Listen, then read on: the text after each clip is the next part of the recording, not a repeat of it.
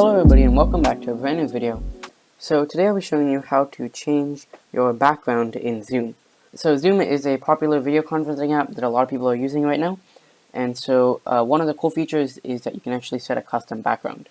So basically what it does is it does its best to detect where your face is, and then behind your face it puts a background of your choosing rather than the actual backdrop. So the way you can change your background is go to this place that says stop video, and click on the little arrow, and you're going to click on video settings and then virtual background, and you can see right now I have none. If I click plus, I can add either an image or a video. So if I click add image, I get this page right here, and I can click on this picture that I have, and I'm going to click download. So this is just a package that I need to have the virtual background. If you do have a green screen, you can do it differently, but I don't have a green screen, so yeah. So this is the background, and you can see it's now changed to that.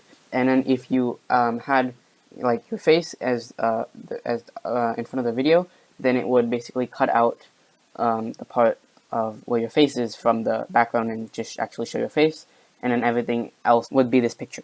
And you can also do the same thing where you can add a video and it will be moving in the background. So yeah, just a quick tutorial how to change the background in Zoom. I hope you found this video helpful.